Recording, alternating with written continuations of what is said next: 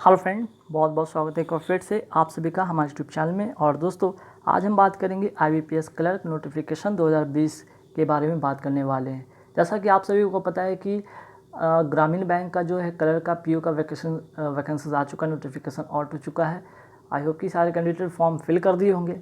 अब है कि यहाँ पे IBPS अगर बात करें PO का भी, तो यहाँ पे नोटिफिकेशन रिलीज़ कर दिया गया है। तो अब कहीं ना कहीं बारी है IBPS क्लर्क नोटिफिकेशन का। तो IBPS क्लर्क नोटिफिकेशन की अगर बात करें तो बहुत सारे ऐसे कैंडिडेट भी जो होते हैं कि IBPS की अगर हम बात करें तो PO को बहुत कैंडिडेट लोग इग्नोर करते हैं, ठीक है, नहीं फॉर्म भरते हैं। ज़्यादातर उनका फोकस होता है IBPS क्लर्क का। हालांकि जहाँ बात करें ग्रामीण बैंक क्लर्क का, तो ग्रामीण बैंक क्लर्क का या फिर PO का वैकेंसीज जब नोटिफिकेशन आता है या वैकेंसीज रिलीज होती है तो बहुत सारे कैंडिडेट उसमें इंटरेस्ट लेते हैं। पर IBPS PO में इंटरेस्ट बहुत कम लेते हैं, तो उनके लिए एक अपॉर्चुनिटी फिर से बनता है कि IBPS क्लर्क में अपना सीट पक्का कर सकते हैं, ठीक है। तो आइए यहाँ पे बात करेंगे कि इसमें टोटल वैकेंसीज क्या है, ऑनलाइन कब से होगा, एग्ज़ाम डेट क्या क्या होंगे, मेंस पेपर कब होगा, प्रीलिम्स में क्या पूछे जाते हैं, मेंस में क्या पूछे जाते हैं, उसका क्या फॉर्मेट है, क्या स्ट्रक्चर, सारी चीज़ के बारे में हम डिस्कस करेंगे। तो सबसे पहले हम बात करेंगे टोटल वैकेंसीज़ की। तो देखिए, टोटल वैकेंसीज़ की बात करें तो अप्रॉक्स यहाँ पे कह सकते हैं, एक्सपेक्ट कर सकते हैं 15,000 के आसपास वैकेंसीज आ सकता है। अगर बात करें पिछले साल का, तो पिछले साल की वैकेंसीज लगभग 12,000 के करीब रहा था। तो इस बार थोड़े से जो है यहाँ पे वैकेंसीज थोड़े ज़्यादा देखने को बन सकते हैं, ठीक है, लगभग 15,000 के आसपास में। कहीं ना कहीं जितना पिछले साल था उसी के आसपास में या उससे थोड़े से अधिक के वैकेंसीज देखने को बन सकता है। अब रहा ऑनलाइन कब से स्टार्ट होगा, तो देखिए 7 सितंबर के बाद या 7 सितंबर से या 7 सितंबर के बाद, ठीक है। आफ्टर 7 सितंबर के बाद इसकी जो है यहाँ पे आफ्टर 7 सितंबर के बाद इसकी जो है नोटिफिकेशन रिलीज देखने को बन सकता है।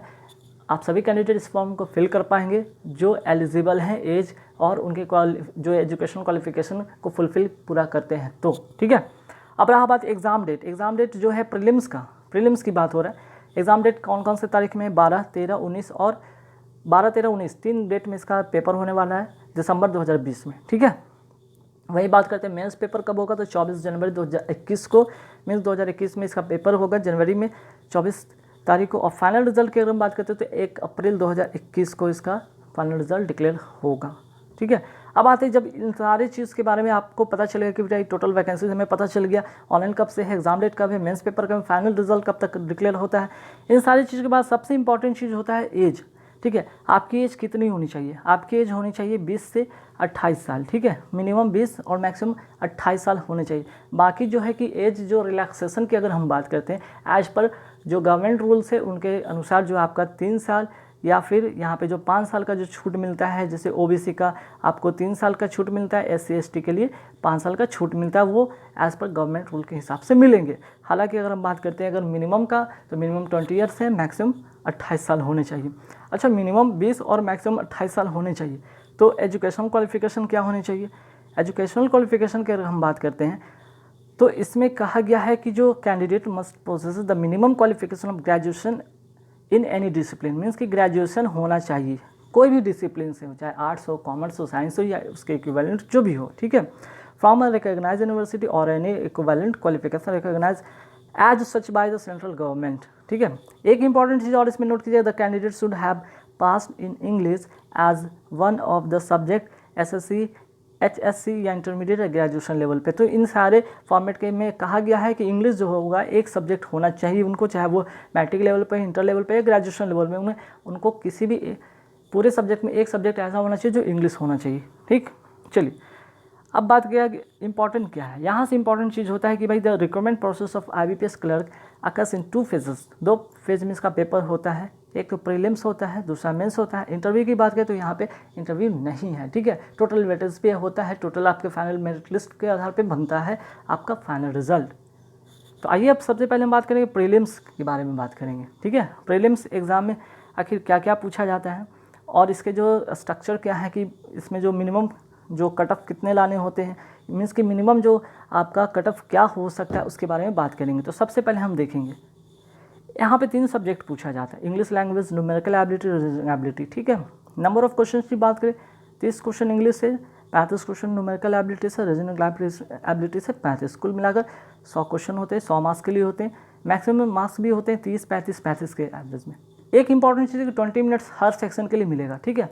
मीन्स कि 20 मिनट्स जैसे ही होते हैं ये सेक्शन आप यहाँ पे ऑटोमेटिक क्लोज हो जाएगा, सेकंड सेशन शुरू हो जाएगा, ये भी 20 मिनट तक चलेगा, फिर से थर्ड सेशन शुरू होगा, 20 मिनट चलेगा। मीन्स कुल मिलाकर 1 घंटा, ठीक है, 1 घंटा यहाँ पे समय मिलेंगे, कंपोजिट टाइम ऑफ 1 आवर्स, ठीक है, जिसमें कि 20-20 मिनट का यहाँ पे आपको समय दिया जाएगा। क्लियर।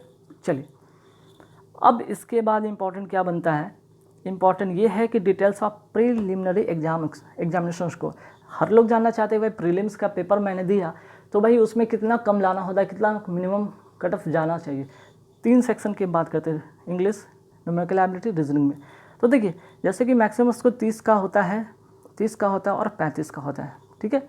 इंग्लिश 30, सॉरी यहाँ पे एक चीज़ छूट गया, 35 था, ठीक है ना, यहाँ पे आप 35 कर लेंगे, 30 हो गया, यहाँ पे 35 कर लेंगे, ठीक है। मीन्स 30, 35, 35। तो भाई इसमें क्या क्या होता है, मिनिमम जो कट ऑफ था, अगर हम बात करें ये प्रीवियस ईयर का है, ठीक है, ये 2019 का। यहाँ पे मैं एक एग्जांपल सेट करके आपको दिखाया कि देखिए भाई जो जनरल कैटेगरी से जो था यहाँ पे मिनिमम कट ऑफ कितना रहता है, cut off score for provisional short listing और online main examination for online for general. तो 30 में से कितना लाना होता है मिनिमम, 8.25। अगर 8.25 से या उससे ज़्यादा ले आते हैं इसमें आप क्वालिफाई कर जाते हैं। न्यूमेरिकल एबिलिटी में 7.75 से एबव ले आते हैं, उससे कम में तो आपका कोई बात नहीं, यहाँ पे आप फेल कर जाओगे, मीन्स कि आप डिस्क्वालीफाई कर जाओगे यहाँ पे। लेकिन 7.75 मिनिमम और मैक्सिमम आपको लाना ही लाना है, ठीक है। वही रीजनिंग एबिलिटी की बात करें तो 7.50 मीन्स कि ये मिनिमम कट ऑफ है, ठीक है, ये मिनिमम कट ऑफ है जिसमें कि हर सेक्शन में आपको ये क्लियर करना होगा, उसके बाद जितने मैक्सिमम स्कोर चाहिए आपको लाने होते हैं, ठीक है। तब बात ये होता है कि सिर्फ आपके यहाँ पे अगर 8, 7, 15, 7 कितना हो गया 22, लगभग 24-25 नंबर के आसपास में, तो इससे बात नहीं बनेगा, ये तो मिनिमम है, लेकिन मैक्सिमम आपको करना होगा। तो आइए यहाँ पे प्रीलिम्स एग्ज़ाम के बारे में कुछ डिस्कस करते हैं कि प्रीवियस ईयर का जो था कट ऑफ जनरल कैटेगरी का कितना गया, तो इसके बारे में यहाँ पे डिस्कस करते हैं। जैसे आंध्र प्रदेश का देखें 66.25 गया था, असम का 63, बिहार का 65, चंडीगढ़ का 71, ठीक है। वही बात करते हैं दिल्ली का, तो दिल्ली का 71.75 गया था, गोवा का 67, गुजरात का 27 सबसे कम, ठीक है, मिनिमम, हरियाणा का 68.50, हिमाचल प्रदेश का 62.25। वही बात करते हैं झारखंड का 73, कर्नाटका का जो है 53.25, सेकंड जो है यहाँ पे मिनिमम कह सकते हैं, ठीक है। केरला का बात करें तो 73.5, मध्य प्रदेश का 70, बात करें महाराष्ट्र का 61.50, ओडिशा का 71.50, पंजाब का 66.25, राजस्थान का 71.25। वही बात करते हैं तमिलनाडु का तो 57.75, तेलंगाना का 61 और उत्तर प्रदेश का 68.25। तो अभी मैंने बात किया था कि मिनिमम कट ऑफ, ठीक है, मिनिमम जो कट ऑफ था लगभग 24 के आसपास था, लेकिन यहाँ पे आपको मैक्सिमम करने होंगे। मैक्सिमम कितने करने होंगे यहाँ पे, लगभग 70। अगर आप कुछ जैसे कि कुछ स्टेट जैसे कि यूपी कर ले, हरियाणा कर ले, दिल्ली कर ले, बिहार कर ले, एमपी कर ले, तो वहाँ पे लगभग आपको 70 ला लेंगे। कुछ स्टेट की हम बात करते हैं जहाँ पे आपको 50 से 60 में भी बात बन जाएगा, लेकिन कुछ स्टेट ऐसे हैं जहाँ पे 70 से 75 के आसपास में लाने होंगे। और ये जो 50-60 का जो है यहाँ पे आप देख सकते, जैसे तमिलनाडु हो गया, तेलंगाना हो गया, ठीक है, इन सब स्टेट में कुछ ऐसे स्टेट है जहाँ पे आपको कम कट में भी बात बन जाएगी, ठीक है। जैसा कि आपको यहाँ पे कट ऑफ में बताया गया, जैसे कि आपको तेलंगाना हो गया, तमिलनाडु हो गया, ठीक है। वही बात करते हैं आगे बढ़ के देखते हैं, जैसे कर्नाटका हो गया, ठीक है, गुजरात हो गया, तो इन सारे जो स्टेट हैं इसमें कम कट ऑफ में भी बात बन जाएगा। वही बात करते हैं उत्तराखंड का, तो उत्तराखंड का जो कट ऑफ गया था 76, वेस्ट बंगाल का 70.75 गया था। तो ये रहा प्रीलिम्स का, ठीक है। प्रीलिम्स में आप फॉर्म अप्लाई करते हैं, प्रीलिम्स का एग्ज़ाम देते हैं, 100 मार्क्स का पेपर होता है, जहाँ पे आप 70 करके आते हैं, फाइनल सिलेक्शन आप पाते हैं, ठीक है, 70 से 75 करके आते हैं, और एक्यूरेसी विद एक्यूरेसी 100% रहती है, आप फाइनल सिलेक्शन पाते हैं। अब है कि ठीक है मैंने प्रीलिम्स क्लियर कर लिया, इसके बाद क्या, इसके बाद मेंस पेपर आपको देने होंगे। तो मेंस पेपर में क्या क्या होता है, आइए यहाँ पे मेंस पेपर के बारे में डिस्कस करते हैं। तो मेंस पेपर की अगर हम बात करें तो मेंस पेपर में क्या क्या है, 4 सेक्शन इसमें भी, जैसे reasoning ability, computer aptitude 50 question 50 marks 60 marks के लिए, इंग्लिश लैंग्वेज 40 क्वेश्चन 40 मार्क्स के लिए, क्वांटिटिव एप्टीट्यूड जो है 50 क्वेश्चन 50 मार्क्स के लिए, जनरल या फिनेंशियल अवेयरनेस 50 क्वेश्चन 50 मार्क्स के लिए। अब इसमें टाइमिंग अलग अलग, जैसे 45 मिनट आपको मिलेंगे reasoning ability and computer aptitude में, 35 मिनट मिलेंगे इंग्लिश लैंग्वेज में, 45 मिनट मिलेंगे क्वांटिटिव एप्टीट्यूड में, और 35 मिनट मिलेंगे जनरल एंड फिनेंशियल अवेयरनेस में, ठीक है। कुल यहाँ पे अगर बात करते हैं तो यहाँ पे 190 क्वेश्चन ठीक है, 200 मार्क्स के लिए और 160 मिनट मिलते हैं। ठीक है, तो ये होगा मेंस का फॉर्मेट आपका। तो मेंस के बारे में जानने के बाद अब जानेंगे कि मेंस का जो है क्या जाता है मिनिमम कट ऑफ। तो देखिए मिनिमम कट ऑफ की अगर हम बात करें, ठीक है, मिनिमम कट ऑफ कितना जाता है यह ध्यान दीजिएगा। तो जैसे देखिए यहाँ पे अगर बात करें जनरल एंड फाइनेंशियल अवेयरनेस की बात करें तो 50 में से 10.25 होने चाहिए मिनिमम कट ऑफ।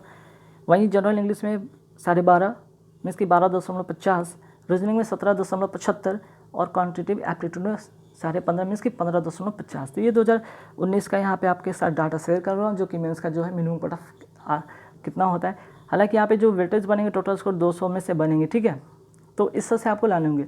तो 200 में से सिर्फ मिनिमम कट ऑफ क्लियर करने से नहीं होगा, आपको इसमें मिनिमम तो ये लाने होंगे जैसे कि आप कोई भी आप अगर स्कूल एकेडमिक का अगर आप रिजल्ट देखें तो क्या होता है उसमें भी एक होता है मिनिमम।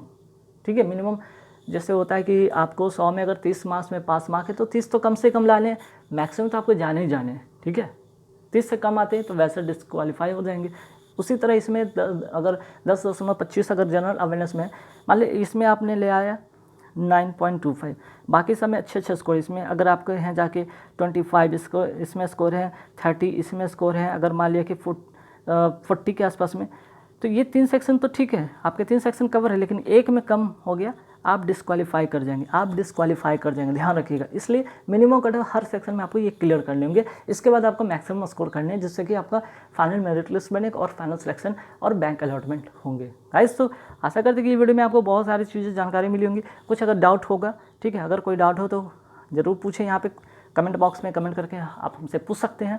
ठीक है, और इसके रिगार्डिंग बहुत सारे वीडियो आने वाले हैं कुछ समय के बाद, कुछ दिनों के बाद। तो आप लोग हमारे चैनल पर बने, नए जो जुड़ रहे हैं सब्सक्राइब कर लें और वीडियो अच्छा लगे तो लाइक कर दें। Thank you very much.